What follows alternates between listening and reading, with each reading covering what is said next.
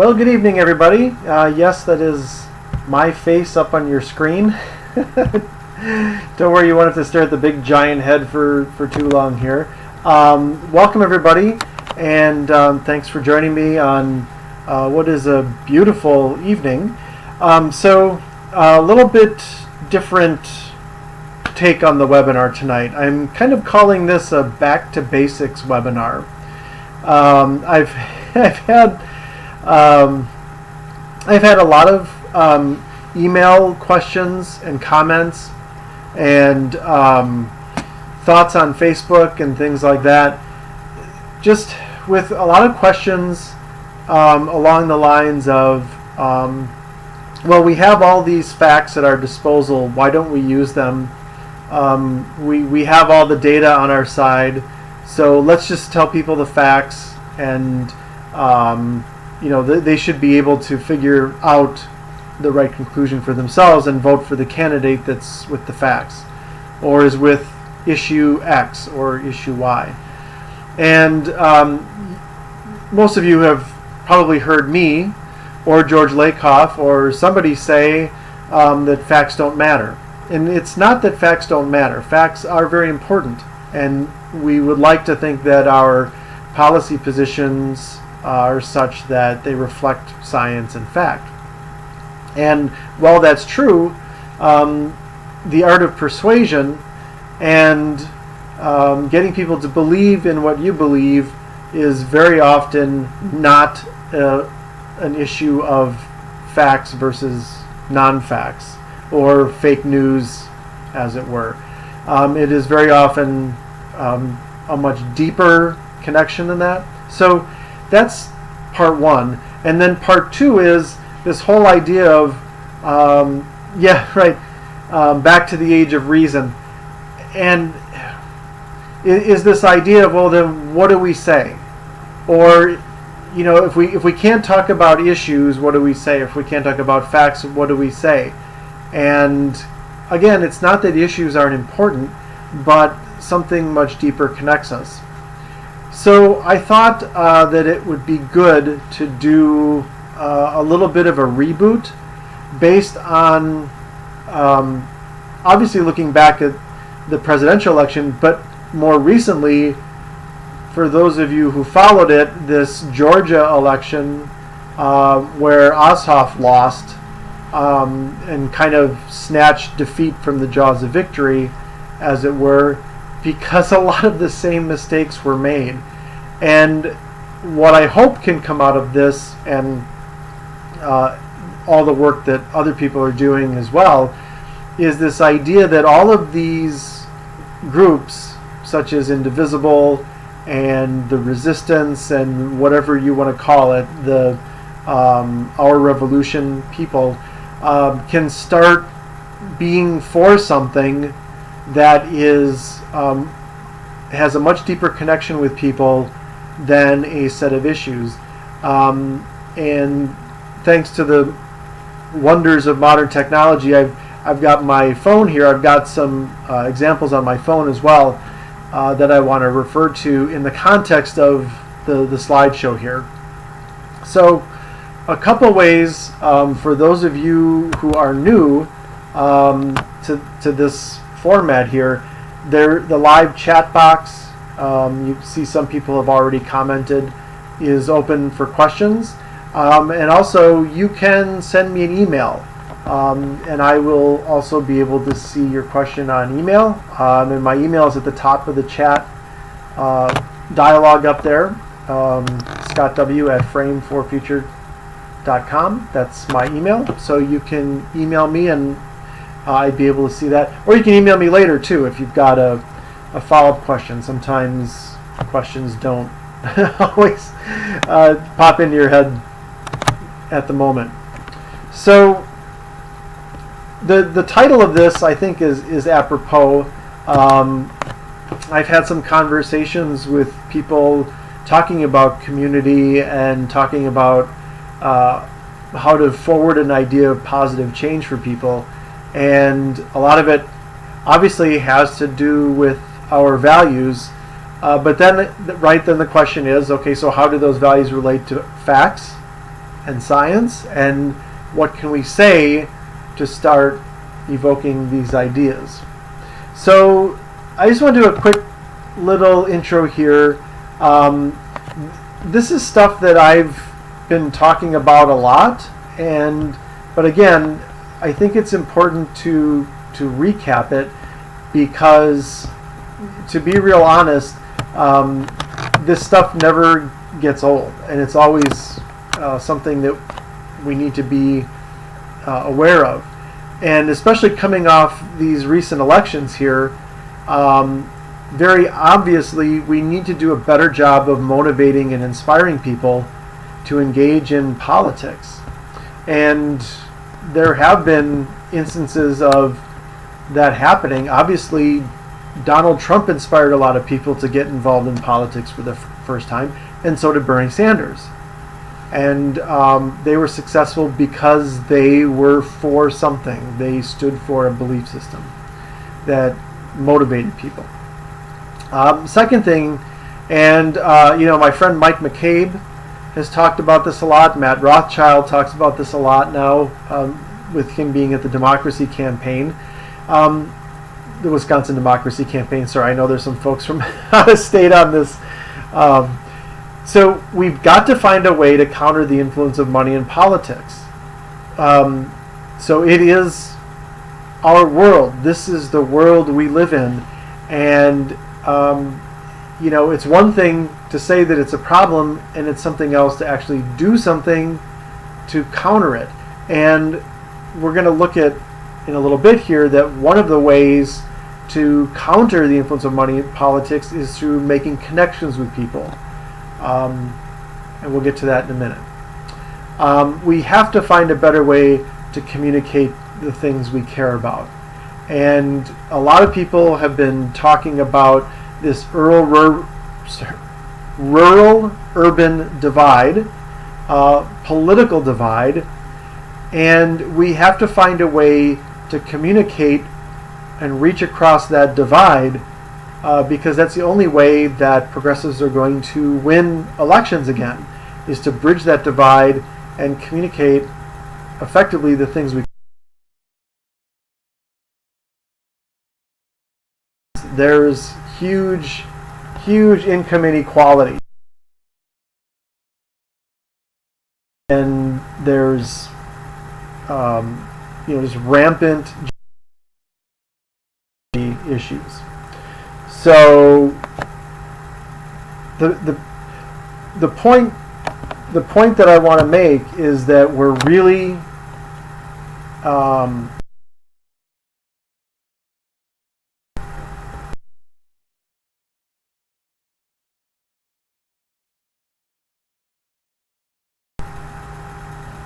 okay. So that should be better. There we go. Okay. So we should be good. There we go. So we should be good now. You should have a good stream. So going back to this, politics are moral and affect every aspect of our lives. That's really true. And one of the issues that we have is that people tend to check out of politics because they don't think that it affects them, or they don't think they can have any influence. And what happens is, as you see from this figure here, is that extremists win and people lose, because as more and more people check out, you get only the people on the edges that still participate. And that goes for progressives and conservatives. And you can see by this graphic here that this stops in 2014. Obviously, it's gotten worse now. Is that you have a huge number of extreme conservative Republicans winning, 94 to 33 in the House, and 16 to 4 in the Senate. So it's obviously gotten worse since then. And in fact, in state houses, it's considerably worse yet. In fact, Wisconsin is kind of a snapshot of this, in that over that same amount of time, over 900 state legislative seats have been lost. That's an astonishing number, and obviously since that time in Wisconsin and many other states, it's gotten worse. And one of the reasons is that Democrats have just stopped making connections with people at a moral level, and all politics are moral. So that's kind of some of the why it's important to talk about values.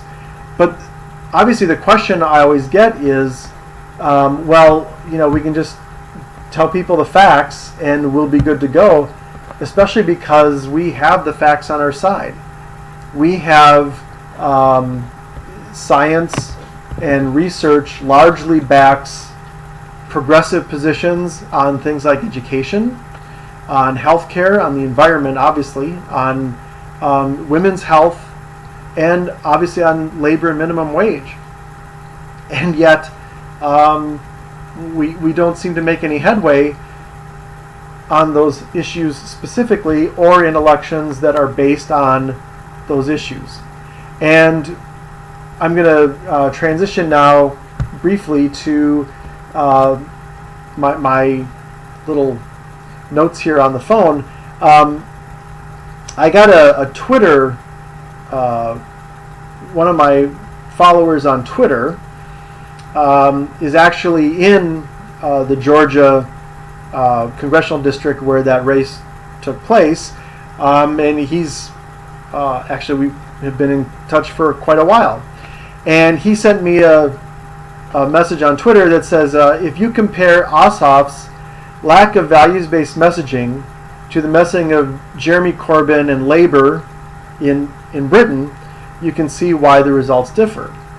And this same person emailed me, this was about 3 months ago, and said that he was worried that Ossoff was going to blow it in this election because he was starting to sound like the standard Democrat who was a Republican light kind of message. And he was talking about all the things that the Republicans talked about. He was talking about job creation, economic engines, and things like that. And this person said, look, I'm on the ground here in this district, and the progressives in the area think that he's going to blow it. He's going to miss his opportunity to take this seat because he's going to the middle. And one of the, let's see here, so from The Guardian, get to The Guardian here. So The Guardian had a great piece just today, actually, looking at this election. I'm just going to run down a couple things here. So one leader of an independent progressive activist group that was on the ground in the area said that she thought he would lose, that Ossoff would lose, because he did what Democrats always do. He raised nearly $24 million. So they raised plenty of money to win. And this person said that he could have raised $100 million and he would have still lost because he didn't stand for anything. He didn't have a core progressive message, and that's why he lost. And when you go down towards the end of the article, if you want to look it up, it's in today's. Another progressive activist says this, that you have to have a distinction, have a reason to vote for that person. Basically, Ossoff was saying, I'm not Handel, who was the Republican who won, and that was his campaign. Basically, he said, I'm a Democrat. I'm not her, Handel, his opponent. It's the same thing Hillary Clinton did in her campaign. Basically saying, I'm not Trump. And what this activist says, I think, is spot on. Just not being a Republican or not being someone is not enough. People want to know what you're for, what they do, and how it's going to make your lives better if they vote for you. Right? This person's saying, tell me your why. And that gets to our next slide here, is that something deeper motivates people, right? Something much deeper than talking just about the standard democratic issues, which is what Ossoff did and what Hillary Clinton did, or facts about those issues. And just to contrast that, to look at what Jeremy Corbyn and the Labour talked about in their election. So Jeremy Corbyn talked about a Britain where everyone can be richer, right? So Labour was talking about, and by richer, they didn't mean rich in the American sense. They meant rich in terms of leading rich and prosperous lives. And he talked about, a government that would represent people so that their lives could be richer and better off. And then they painted a picture of what that looked like. A very positive campaign. And in fact, the Huffington Post, this is going back to June 8th. This is his final message to HuffPost UK readers. Corbyn says, he says, I've covered more than 60 cities in the last 7 weeks with a fundamental message of hope for everyone. Hope that we will have a government that will invest in an economy for the future. Right? He's using metaphors, forward motion. A government that will invest in education, from free school meals to education and art and music to ending university tuition fees. A health service that's properly funded and worthy of the name. And the government that will protect our liberties as well as dealing with security. So talking about protecting and empowering people's freedom. A national investment bank and fair pay and working conditions. And then he says, this is an election where there is a real choice, right? So now he's going to make the moral contrast, a transformative agenda from labor for the many, not the few. Or you can vote for 5 years of cuts and austerity and growing inequality in Britain. The choice is yours. Right? So, and Corbyn and Labour were consistent throughout that election, and they upset the Conservatives. Nobody expected Labour to do as well as they did in Britain, and they did it by putting forward a positive message of hope and basically aligning their issues with that positive direction. And that's consistent with this idea of what motivates people. And, hopefully all of you are very familiar with the Simon Sinek, How Great Leaders Inspire Others Start With Why. And, right, you all know, and if you don't and have not watched it, please do. It's 20 minutes worth spending on, or investing actually, in watching it. How Great Leaders Inspire Others Start With Why. And one of the things he says is that Dr. Martin Luther King gave the I Have a Dream speech, not the I Have a Plan speech. Right? So what did Corbyn do? What did Trump do? What did Sanders do, but didn't win the Democratic nomination? They all kind of gave the I Have a Dream speech. And it was all based on very fundamentally their frame, their moral frame, either the progressive community empathy worldview or the conservative. Very funny. No, I wish. Or the conservative, authoritarian, hierarchical, strict father figure, right? So,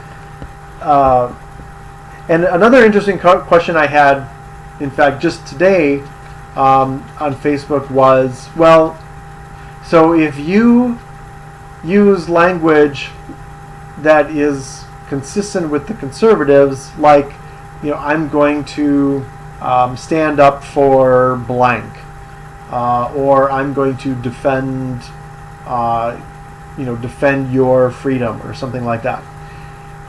If you use that language, can you turn conservatives toward you? Right? So if you as a Democrat use their language, can you turn them? And the answer is no, you can't, because you will evoke those conservative ideas, that worldview, and in doing so, you're going to cause people to unconsciously gravitate towards the candidate who they most identify with those values. And it won't be you, because you're a progressive, it wouldn't be authentic, etc. So, and one of the important things about what Sinek does with his Start With Why is that it is indeed framing. When you give people a positive message of hope based on your values in your frame that evokes something unconscious in them, you are starting with why. You are answering those questions about why they should vote for you, why they should believe in you, and why they should identify their values with yours. You take a quick drink of water here. Okay.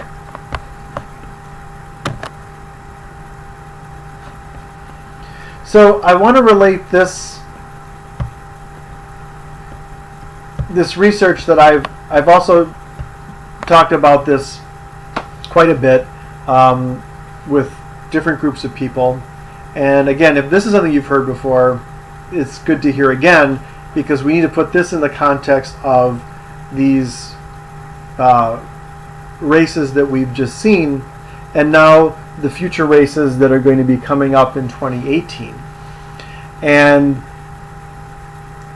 what the research shows is that the kind of message that inspires voters is one that talks about those values and moral beliefs way more than facts and issues.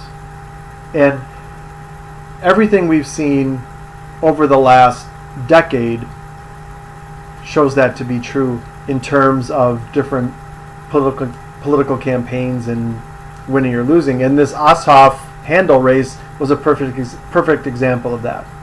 Ossoff went back to the old playbook of talking about the standard democratic issues, and he lost. And then the next level is, once you are talking about values and moral beliefs, is this idea of a positive, hopeful vision is greater than a fear of loss message. Now, this is really critically important because, and I'm thinking of all the indivisible groups, the resistance groups, the Our Revolution groups, things like that. Look, talking about the fear of losing our society as we know it, the fear of a specific person, such as a Donald Trump or a Scott Walker, or the fear of losing something that you have because of that person, is a less inspiring message than one that we heard from Jeremy Corbyn talking about what a hopeful, positive future looks like. And this is a psychological thing. It is a cognitive thing, that people will be inspired and motivated to act more when they have something to be inspired and motivated about. If they just have a fear of loss, they will hunker down, retreat into their caves, and disengage. And basically just worry about themselves. Sound familiar? The other thing that's really important then, coming off of those two levels of values and moral beliefs and positive, hopeful vision, inspiring people, is the idea that a positive message increases voter turnout beyond or above what a negative message does. So positive message voter turnout is greater than negative message voter turnout. Yeah, that's a great point. Gail just made a great point. For the next, let's just say for the next week or so, look at all the fundraising emails you get from Democratic candidates. I get them from all different, whether they might be DNC, DPW, whoever it is. Watch those emails, and even just the subject line. I mean, I've seen subject lines like "end of the world" or "end of civilization" or some, awful dystopian message like that. That the world is coming to an end because of something Donald Trump is doing. Just keep a tally of those and compare them to what you hear from, for example, Republicans, talking about how much better life can be if we roll back this, Obamacare, which is a failure. Yeah, what's interesting is, that's a really good point, is that I've gotten those as well. And what's interesting is I've talked to people kind of within that circle, and when you ask them about it, what they tell you is, well, yeah, we focus group that. And we did focus groups on it, and they responded really well. And not only that, but when we send out an email blast like that for a fundraiser, we get way more money than if we send out a positive fundraising email. And then I asked, so when's the last time you sent out a positive fundraising email? And they don't remember the last time they sent out a positive fundraising email. And then the next question is, well, but you're getting money all the time from the same people, right? So those emails go out, and you're getting that money from the same pool of people. So those are people that are, already the hardcore, do or die people that are going to give money no matter what. So not to get too into the weeds on that, but yeah, it's very true that people respond to it in a focus group because it initiates an emotion, but it's not necessarily an emotion that will motivate them to act, and it's also, they're kind of looking at false data because they're kind of cherry picking who they get money from when they do that negative kind of. So they're not increasing the pool, they're actually decreasing it, so they kind of are cherry picking the data. So let's see, slide. Okay, we've been there. All right, here we go. Right, so why is all this true, and why is this so important? And I think this is, what is the underlying why framing is important, and why communicating a progressive message based on your core values is so important. It's because this is how people make decisions. People don't make important decisions in their lives based on, as much as we hate to admit it, an underlying universal rational system. They are based on deep emotional connections, values and beliefs that are largely unconscious, physically embodied, and it's such that when those deep beliefs and connections are attacked, it will actually solidify them even more. So of course, this says a lot about conventional wisdom, and this strategy of just attacking and resisting. It will encircle very limited groups of people, But the hope is that,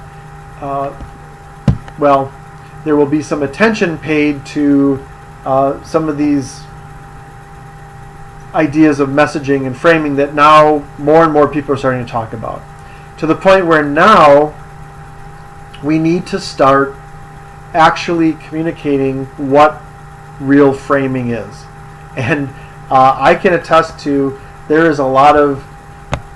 a lot of people out there who talk about framing that are not framing, that talk about, if I had $1 for every time I heard some Democratic candidate talk about communicating progressive values and then they don't, and they can't communicate what they are, I could retire.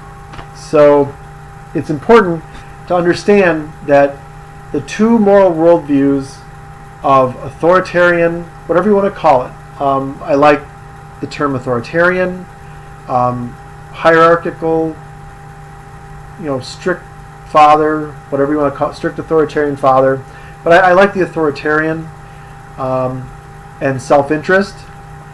It's solely one's self-interest. And then the empathetic, progressive community frame, that those two different moral worldviews are physically in your brain. And for the most part, for most people, they have both. They can be both within a split second or on different issues. They're activated unconsciously by phrases, images, thoughts that have been triggered by an event. And once that frame is activated, neural cascade activates every aspect of it. So until the frame is changed, you will remain in that frame. It's a system, and that's how it works. So success is, unlike what my Facebook friend asked about talking about issues using conservative ideas to get conservatives to vote for you, success means evoking your frame in a positive, progressive message, and it's making the unconscious conscious. So this is kind of core stuff, but again, I think it's definitely worth a review. And so the question that I think is important is, so that values transcend issues, so what's your I believe message? And this is, and I got an email question. Good job. Fear. Trump built his campaign around fear and won. He built his campaign around. Let me just clarify this. This is really a good question and a really good and timely comment. Yes, he built his campaign around fear for a reason, and it's because he wanted people to be afraid that they were on their own. That the conservative idea of self-interest, that you are on your own. You have to be self-reliant, independent. You can't depend on anybody else. You can't depend on the government.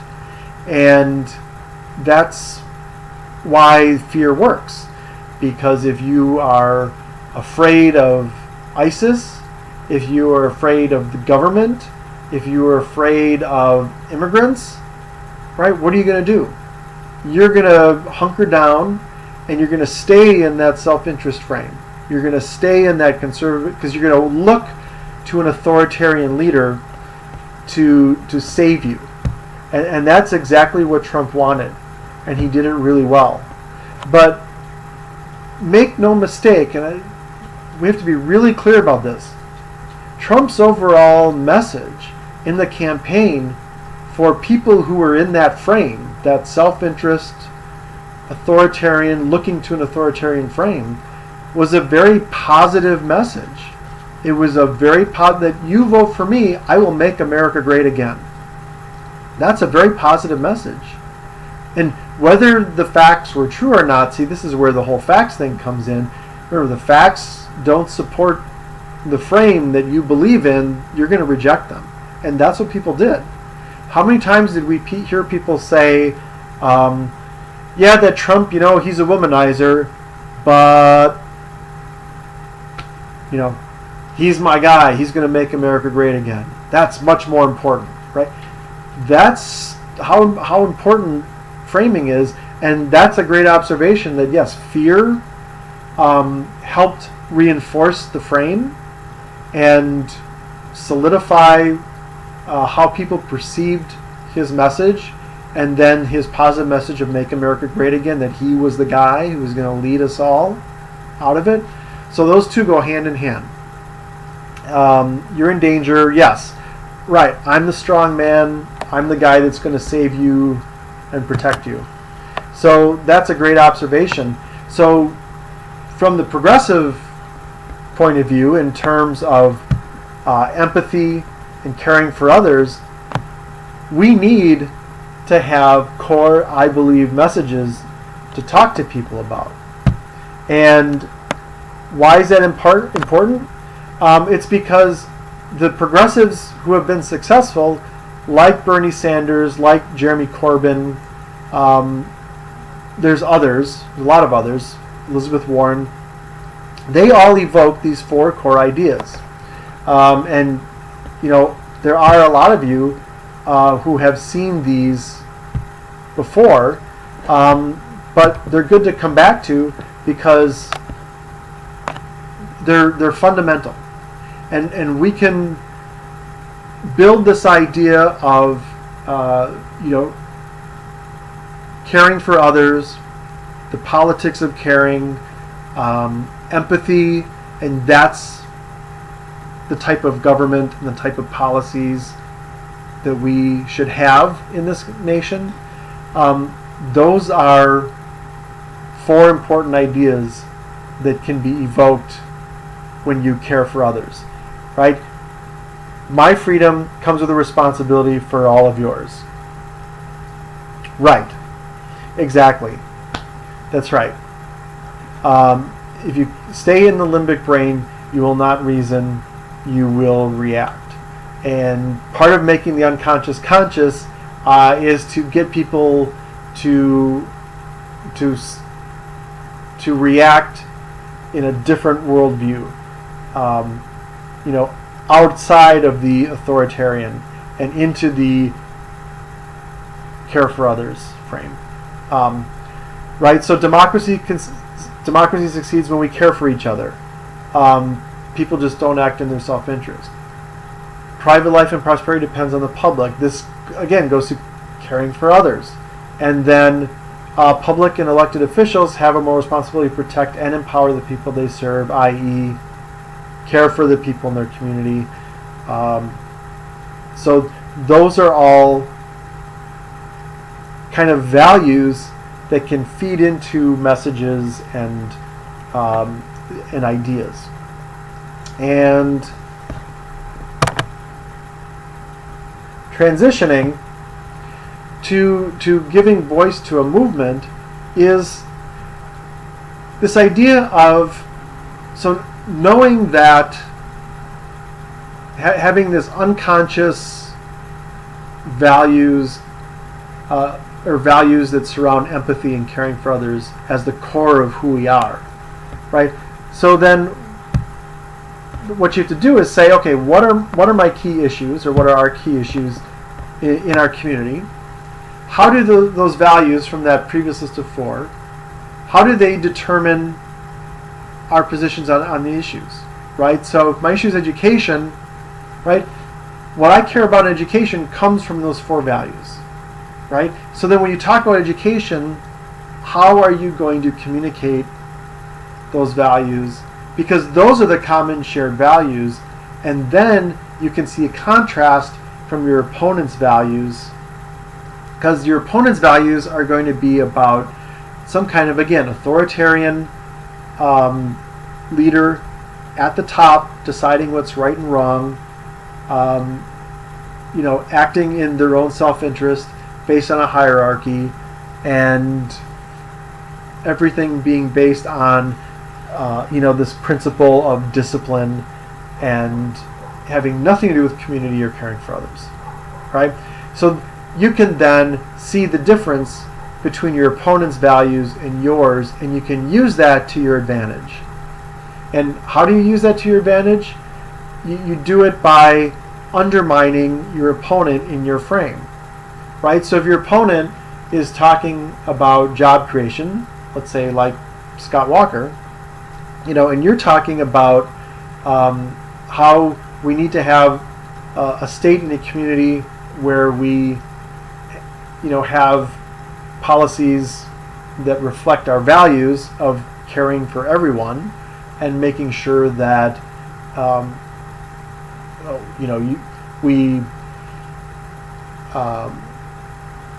let's see, I'm trying to think of an example here.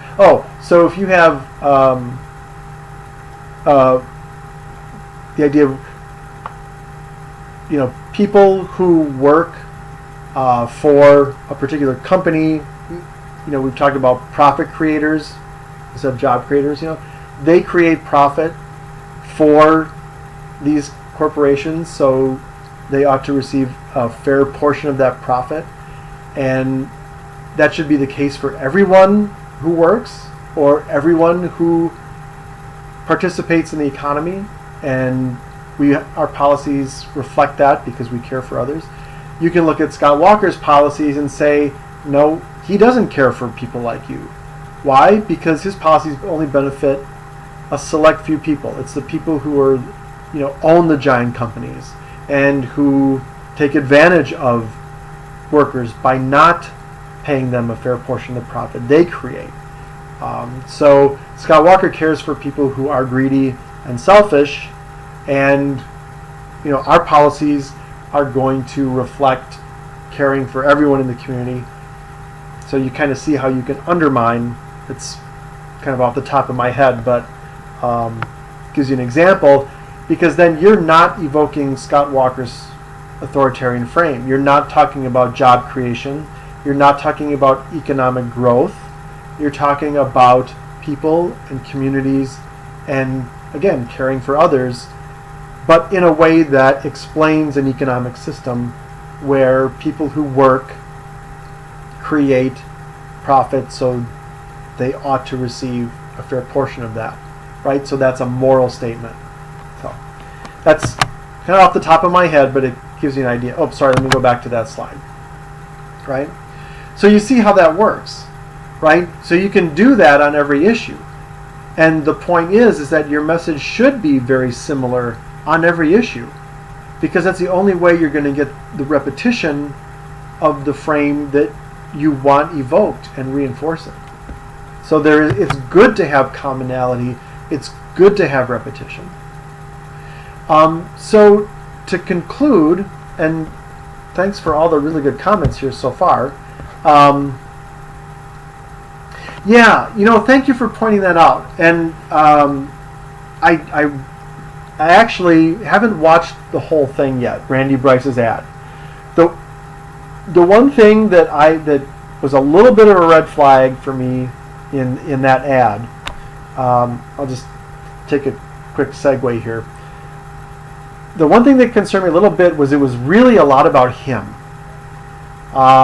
He talked about his mom from the brief bit I saw.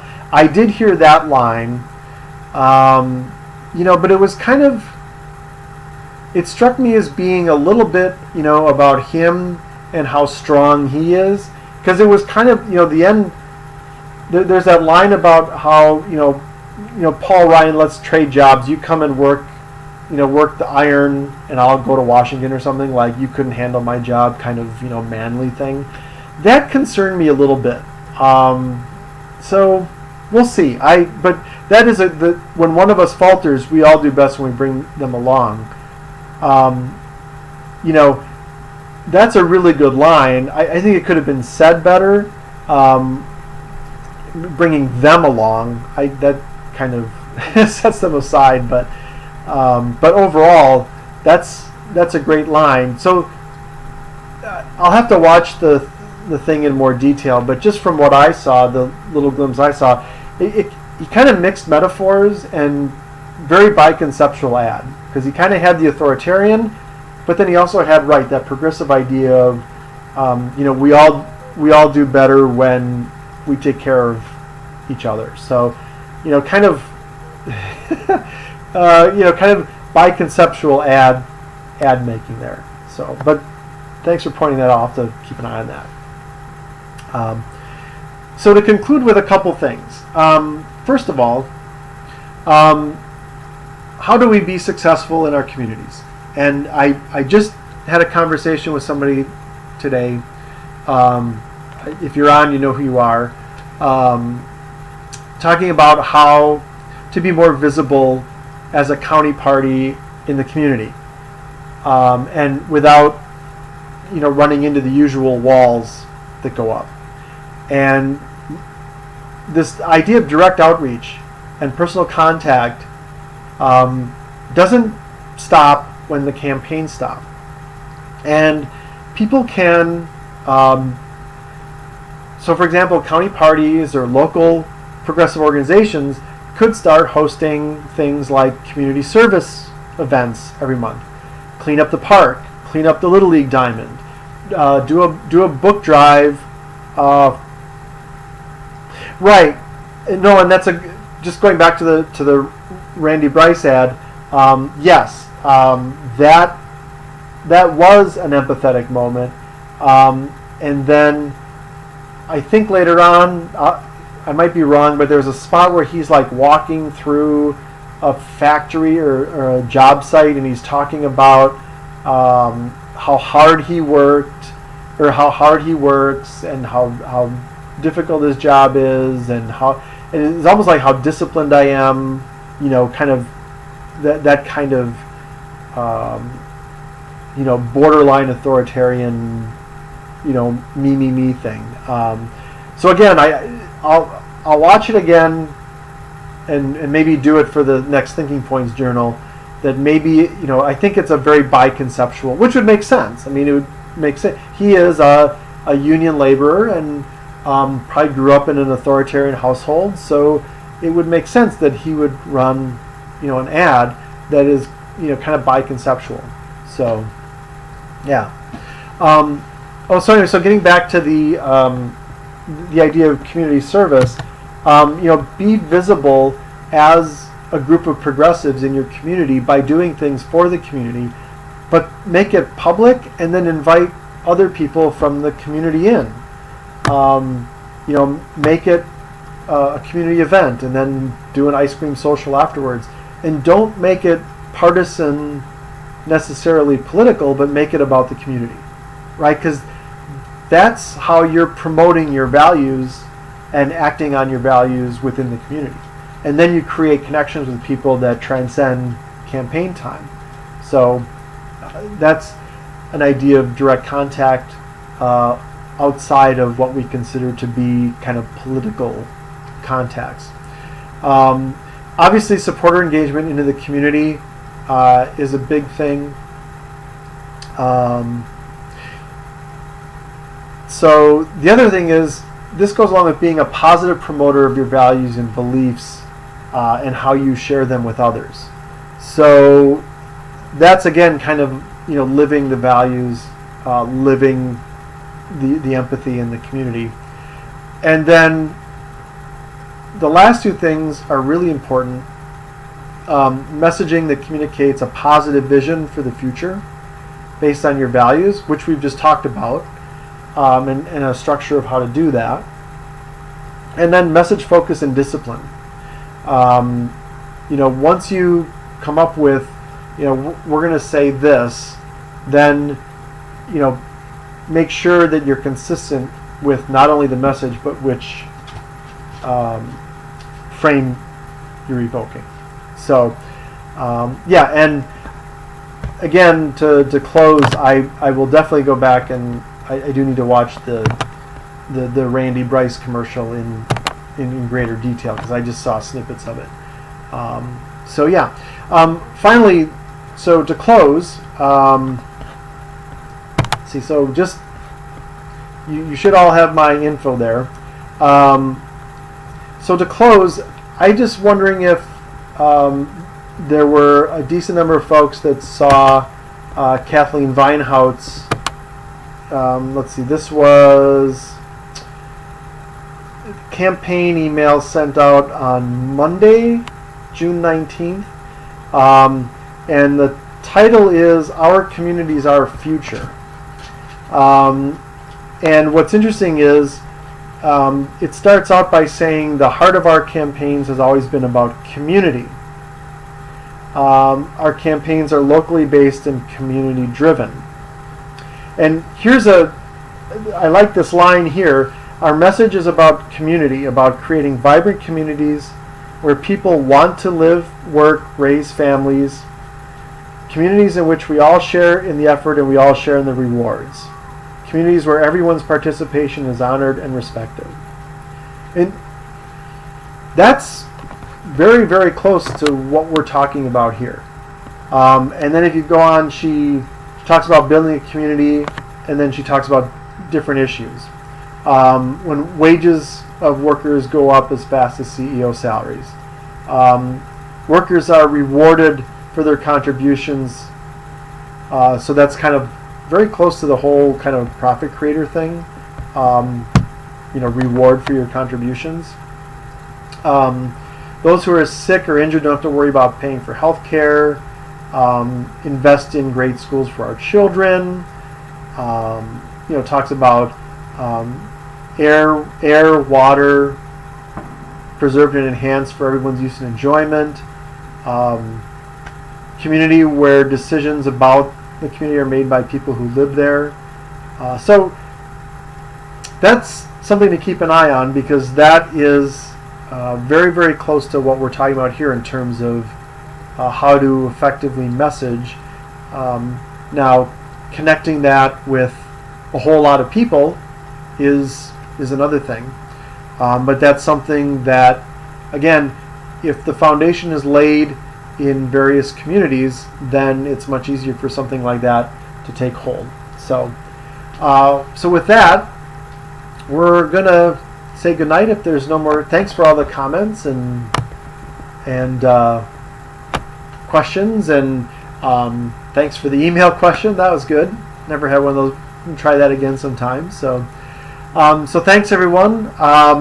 We'll see you very soon, and if you have any questions, feel free to shoot me an email.